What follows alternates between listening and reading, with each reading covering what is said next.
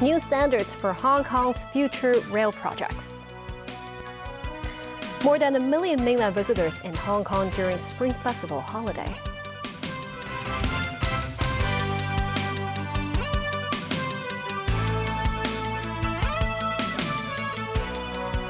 Good evening and thank you for joining us.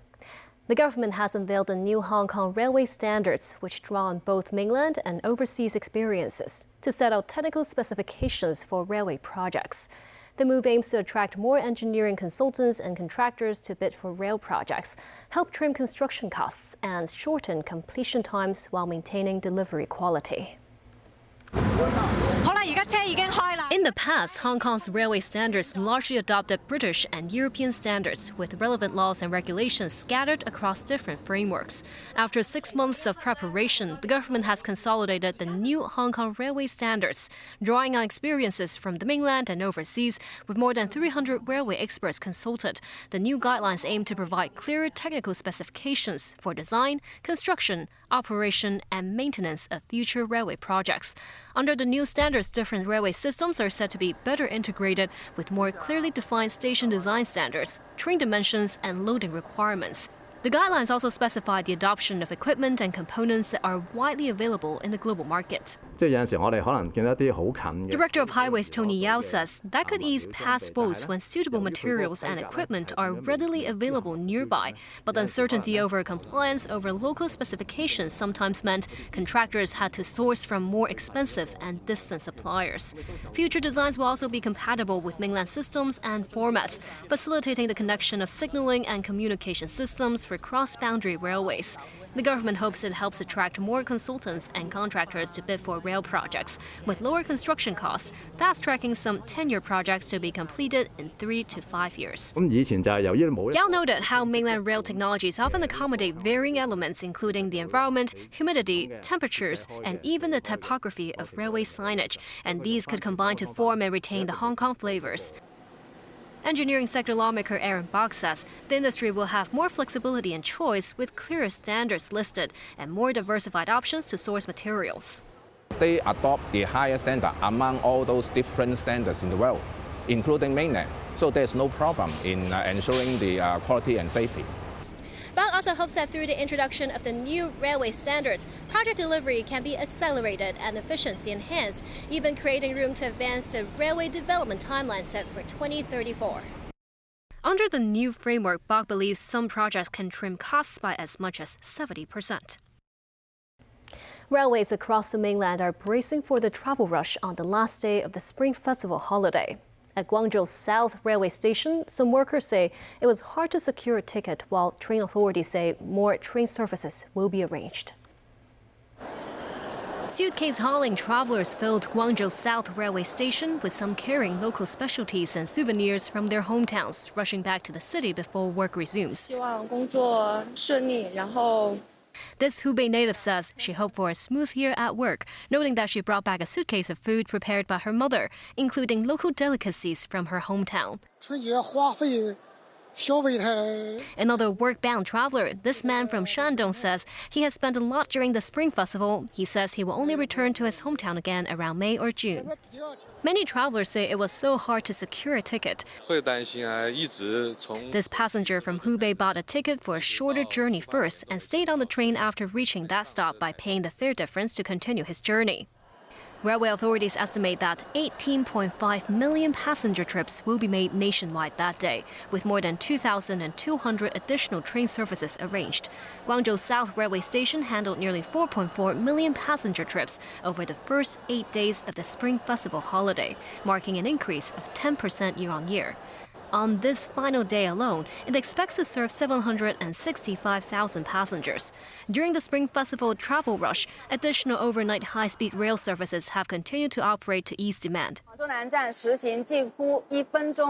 Guangzhou South Railway Station representative says the station is operating at an almost 1 train per minute frequency until around February 25th. Additional services will also be arranged after the Lantern Festival to cope with another wave of returning travelers. Hong Kong welcomed 1.35 million mainland tourists during the first 8 days of Spring Festival holiday, marking a 13% increase year-on-year. Samantha Lee tells us more on how the retail and hospitality sectors benefited from the travel boom. Dubbed the longest Spring Festival holiday ever, the 9-day break offered Chinese mainlanders greater flexibility in their festive arrangements. According to the Immigration Department, Hong Kong recorded 1.35 million mainland visitor arrivals from the start of the Golden Week to the 6th day of the Lunar New Year. Including overseas travelers, the city saw a total of 1.6 million visitors over the period. Both figures are 13% higher than last year. A representative from the tourism sector noted that business was noticeably driven by the holiday.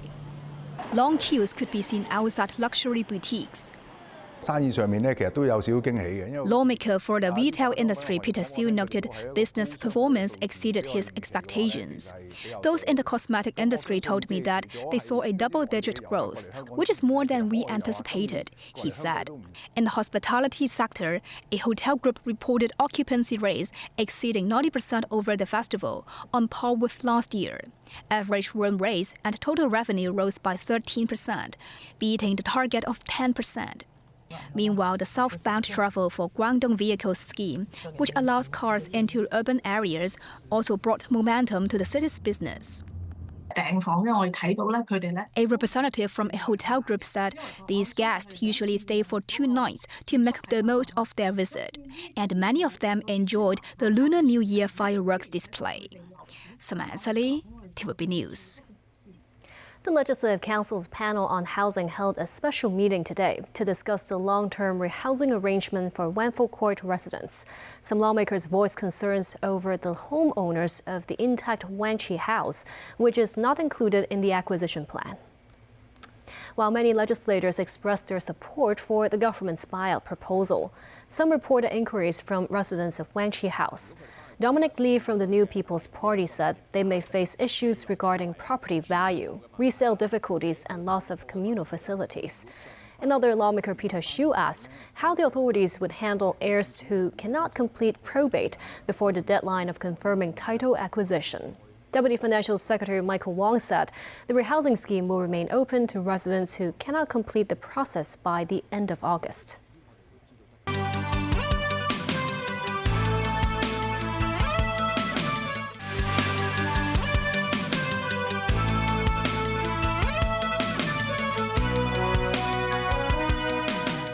Residents of Cameron, North Carolina spoke out Sunday about the Mar-a-Lago intruder who was shot and killed by the Secret Service and who was from their neighborhood.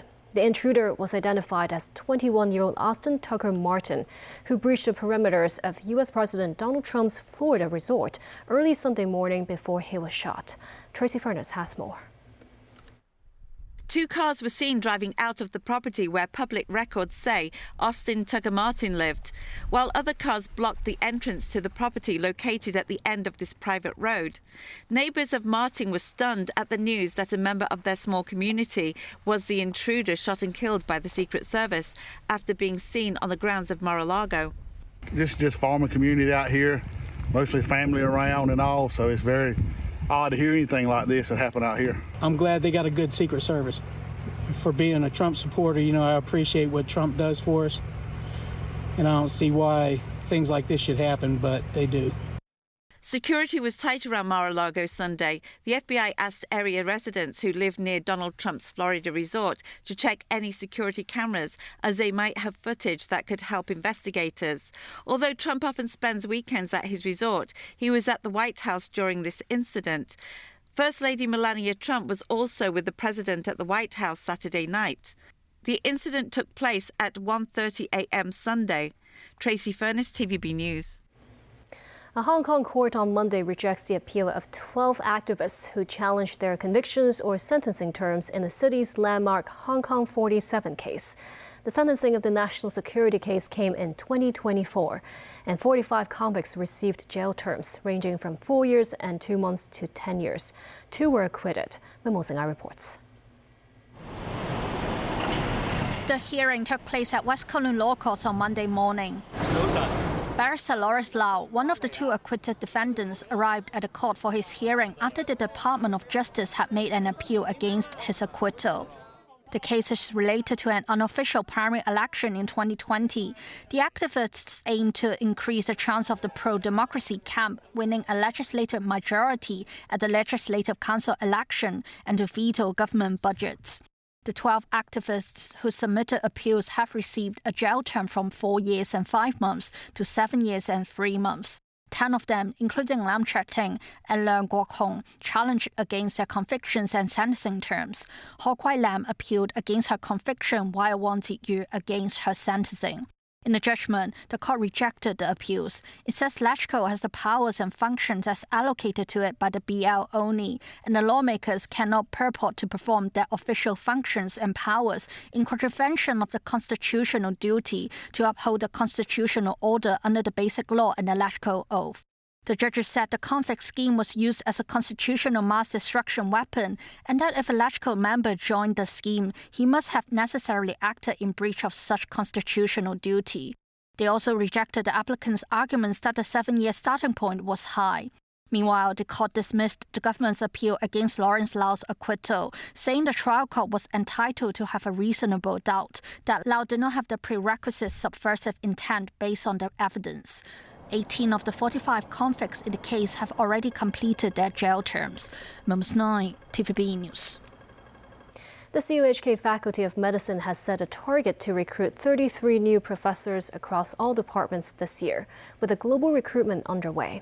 Samantha Lee reports.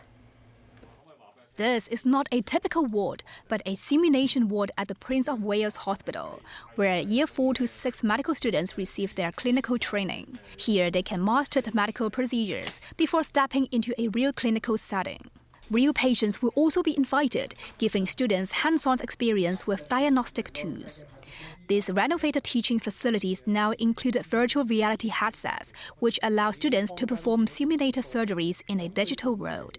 In addition to these hardware upgrades, the faculty has started a global search for 33 professionals this year. We have non-invasive diagnostic team. We have this innovative clinical oncology team. We have a team which is now ranked world second for gastroenterology and hepatology.